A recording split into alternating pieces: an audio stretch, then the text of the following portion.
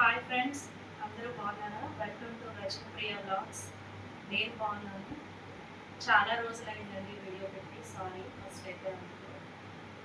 ఈరోజు ఒక ఇంపార్టెంట్ విషయాన్ని మీతో షేర్ చేసుకుందామని వచ్చాను. నాకు తెలిసి ఈ విషయం అందరికీ తెలిసే ఉంటుంది. మనం ఎక్కడున్నామో సభ్య సమాజం ఏమైపోతుందో అంటే నాకు అసలు ఏమీ అర్థం కావట్లేదు.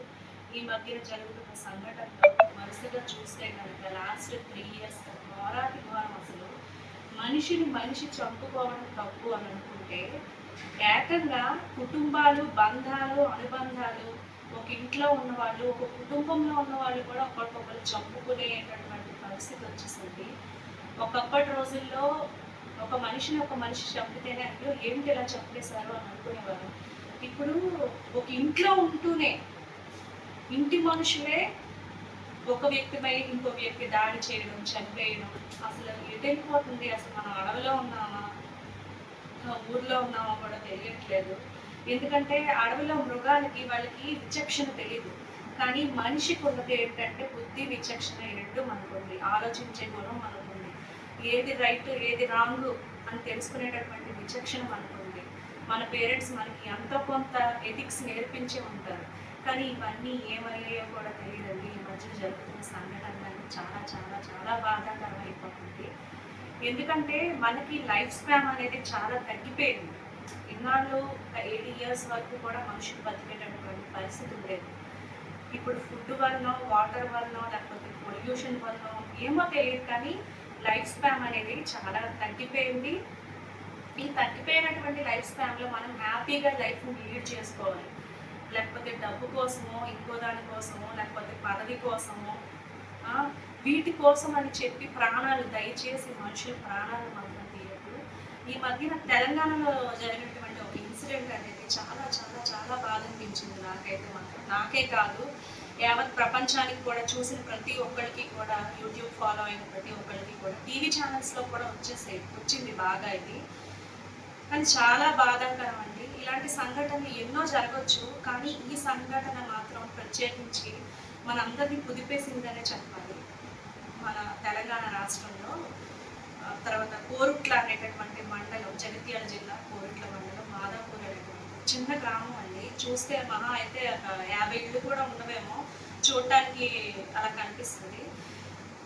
కానీ ఆ పాప కోరుట్ల మాదాపూర్ గ్రామానికి చెందినటువంటి వైష్ణవి, యూట్యూబర్ అంటే తను చాలా యాక్టివ్గా ఉంటుంది. నేను ఇంతకు ముందు అమ్మాయిని ఎప్పుడు యూట్యూబ్లో చూసింది లేదు, నేను తన ఫాలోవర్ని కూడా కాదు.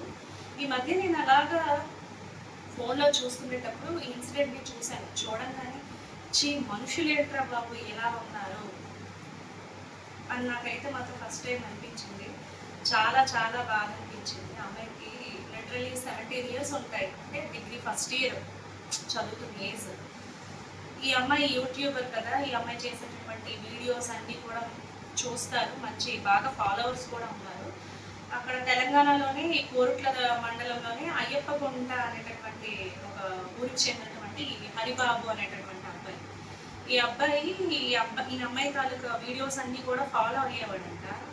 ఫాలో అవుతూ అవుతూ అవుతూ ఒకరోజు ప్రపోజ్ చేసి, నేను నిన్ను పెళ్లి చేసుకుంటాను, నిన్ను తప్ప ఇంకొకరిని నేను పెళ్లి చేసుకోను అని అంటే, నాకు ఇప్పుడప్పుడే పెళ్లి చేసుకోవాలని లేదు, ఎందుకంటే నాకు ఇంకా ఏజ్ చిన్నది, నేను మా పేరెంట్స్తో ఉండి ఇంకా నేను కొన్ని యూట్యూబ్లో కొన్ని రీల్స్లో నేను బాగా చేసుకున్న తర్వాత నాకు కొంత అంటే నేను కొంచెం హైప్ వచ్చిన తర్వాత పెళ్లి చేసుకుంటాను, కానీ అప్పుడే పెళ్లి చేసుకోవాలని చెప్పిందంట. దానికి అబ్బాయి సూసైడ్ అటెంప్ట్ చేసుకున్నాడంట.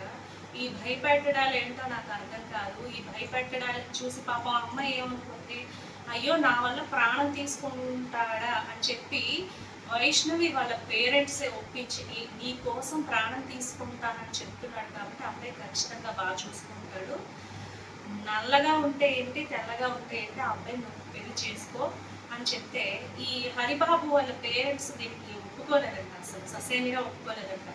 నువ్వు కనుక పెళ్లి చేసుకుంటే నువ్వు మా ఇంటికి రావడానికి వీలు లేదు అని అంటే, ఈ అబ్బాయిని తీసుకొచ్చి ఇళ్ళరేకం తీసుకొచ్చేది ఎవరిని, మన హరిబాబు తీసుకొచ్చేసిన తర్వాత ఏమైందంటే పెళ్లి చేశారు. పెళ్లి చేసిన తర్వాత ఈ అబ్బాయిని ఇళ్ళరేకం తెచ్చుకున్నారు. వేసుకోవడానికి బట్టలు మినిమం నీడ్స్ కూడా అబ్బాయికి లేకపోతే బట్టలు సైతం అన్నీ కొనిపించి అబ్బాయి ఒక గవర్నమెంట్ హాస్పిటల్లో ఏదో చిన్న జాబ్ చేసుకుంటున్నాడంట.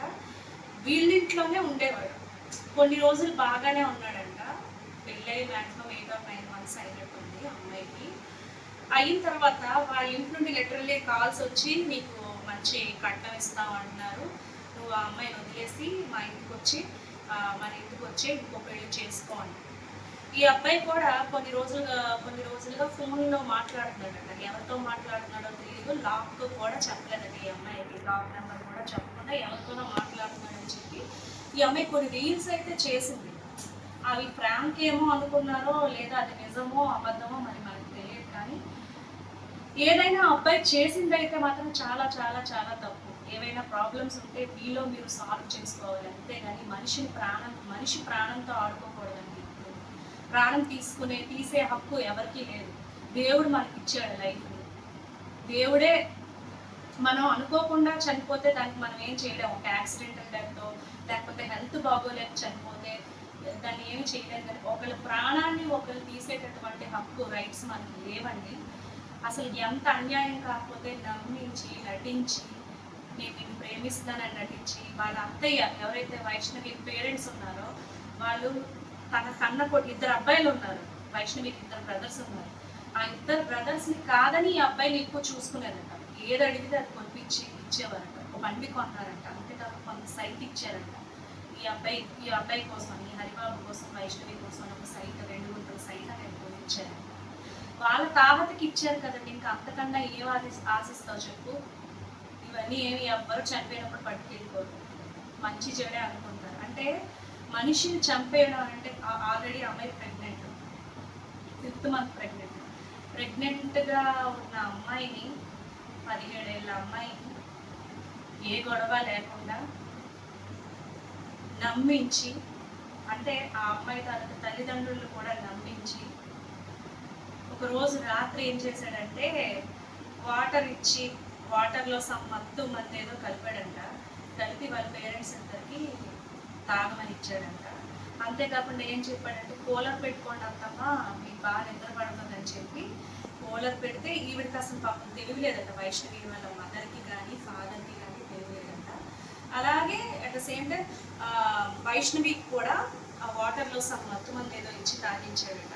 తను తాగిన తర్వాత ఆ అమ్మాయి నిద్రలో మెల్లిగా జారుకున్న తర్వాత ఆ అమ్మాయిని చంపడానికి ప్రయత్నించాడు. దీని వెనకైతే వాళ్ళ ఎవరైతే ఈ హరిబాబు ఉన్నాడో హరిబాబు వాళ్ళ 2 అన్నయ్యలు, వాళ్ళ అమ్మ, వీళ్ళ హస్తం కూడా ఉంది. ఎందుకంటే వాళ్ళకి కావాల్సింది ఏంటి? డౌరీ. అంటే వీళ్ళకి కావాల్సిన డౌరీ కోసం ఆ పిల్ల ప్రాణం పోయినా కూడా పర్వాలేదు. ఎందుకంటే ఆవిడకి అనలేదు కదా, ఆవిడ అమ్మాయిని అనలేదు. అంటే ప్రాణం తీయడం అనేది చాలా ఈజీ అయిపోయింది. ఇప్పుడు చాలా చిన్న విషయం అయిపోయింది. అంటే ఒక మనిషి ప్రాణం తీయడానికి మనకి ఏ హక్కు ఉంది అసలు? అయితే ఆ అమ్మాయిని నైట్ టైము చాక్ పట్టుకొని కరెక్ట్గా ఈ నుదుటి పైన 18 సార్లు పొడిచాడంట. 18 పోట్లు పొడిచి ఇంకా ప్రాణం ఉందా లేదా అని చెప్పి మంచం కేసి గుద్ది చెప్పాడంట. అంత అమానుష్యం ఏంటండి? నీకు ఇష్టం లేదు, నీకు డౌరీయే కావాలి అనుకున్నప్పుడు, లేదు నీతో నాకు ఇంకా లేదు నేను వెళ్ళిపోతాను అని అంటే తన లైఫ్ తను లీడ్ చేసేది కదా. ఈ రోజుల్లో ఆడపిల్లే కాదు మగపిల్లడే కాదు ఎవరైనా బతకగలరండి. ఇండిపెండెంట్ లైఫ్ లీడ్ చేయగలరు. అందరికీ దేవుడు మంచి లైఫ్స్ ఇచ్చేది.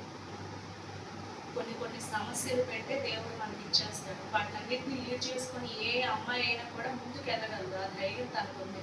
ఎందుకంటే ఆ అమ్మాయి తాలూకా బ్లాగ్స్ చూస్తే కనుక మనకే అనిపిస్తుంది ఈ అమ్మాయికి ఎందుకు ధైర్యం ఉందా, ఈ అమ్మాయి ఖచ్చితంగా లైఫ్ లీడ్ చేయగలదు. వాళ్ళ మమ్మీకి కూడా చెప్పేదంట, నేను ఎంతో కొంత సంపాదిస్తాను, నేను నీకు హెల్ప్ చేస్తాను, అంతేకాకుండా నేను నా బ్రదర్స్కి కూడా సపోర్ట్ ఉంటాను.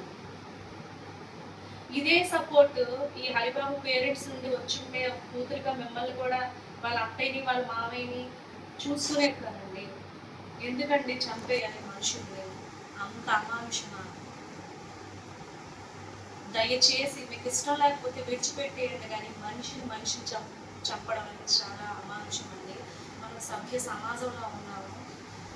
మనం ఏదైతే మనం ఒక ఇంటికి ఒక కుటుంబానికి, ఒక ఊరికి, ఒక సొసైటీకి మనం ఏదైతే నేర్పిస్తున్నామో, మనం ఏ ఎథికల్ వాల్యూస్ ఇస్తున్నామో, ఫ్యూచర్ జనరేషన్స్ కూడా ఇవే ఎథికల్ వాల్యూస్ పాటిస్తాయి. ఇంకా ఎక్కువ మంచైనా చెడైనా నెగిటివ్ అయినా, ఓహో మా ముందు తరాలు ఇలా చేశారు, నేను ఇంకా ఘోరంగా చేయొచ్చు అని వాళ్ళకి మనం ఒక మెసేజ్ ఇస్తున్నాం. మంచి మెసేజ్ ఇవ్వట్లేదు, రాంగ్ మెసేజ్ ఇస్తున్నాము.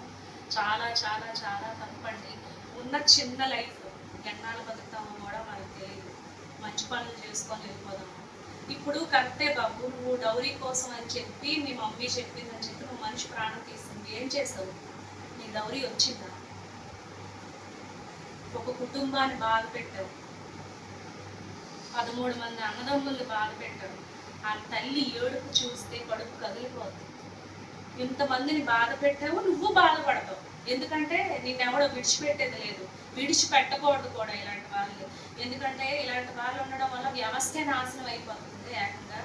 ఎందుకంటే పలానా వాళ్ళు ఇలా చేశారు కదా, వాళ్ళు ఎలాగ జైలుకి వెళ్ళి బయటకు వచ్చేసారు కాబట్టి నేను ఇంకా ఏదో చేయొచ్చు, నేను ఇంకో తప్పు చేయొచ్చు అని చెప్పి పెద్ద పెద్ద వాళ్ళ అండ చూసుకొని ఇలాంటి వాళ్ళందరూ కూడా రెచ్చిపోతున్నారు. ఇలాంటి వాళ్ళందరికీ కూడా సరైన శిక్ష పడాలండి. సరైన శిక్ష పడితే ఇలాంటివి చేయడానికి, ఇలాంటి అఘాయిత్యాలు చేయడానికి కూడా ఆలోచిస్తారు. దయచేసి ఈ హరిబాబుకి మాత్రం కఠిన శిక్ష పడాలండి. ఎలాంటి శిక్ష పడాలి అని అంటే, ఈ శిక్షను చూసి ఇంకొకళ్ళు తప్పు చేయడానికి కూడా ఆలోచించాలి. అలాంటి శిక్ష పడాలి. ఆ పడే విధంగా ఎవరు చూసుకోవాలి అంటే తెలంగాణ సీఎం రేవంత్ రెడ్డి గారిని కోరుకుంటున్నాను. అలాగే కోరుట్ల ఎమ్మెల్యే గారిని కోరుకుంటున్నాను. అలాగే ఈ విషయాన్ని ప్రధానమంత్రి మోడీ గారి వరకు కూడా తీసుకువెళ్ళి ఆ అబ్బాయికి సరైనటువంటి, ఆ హరిబాబుకి సరైనటువంటి శిక్ష పడి ఆ అమ్మాయి ఆత్మకి సరైనటువంటి న్యాయం చేయాలి. అలాగే ఆ కుటుంబానికి కూడా సరైన న్యాయం జరిగినట్టు అప్పుడే ఆ అమ్మాయి ఆత్మ కూడా శాంతిస్తుంది. ఎక్కడున్నా కూడా ఆ వైష్ణవి తల్లి ఆత్మ శాంతించాలని కోరుకుంటున్నాను. అలాగే ఆ కడుపులో ఉన్న పిండం ఆత్మ శాంతించాలని కోరుకుంటున్నాను. అంతేకాకుండా ఆ కుటుంబానికి కూడా నా ప్రగాఢ సానుభూతిని తెలియజేసుకుంటున్నాను.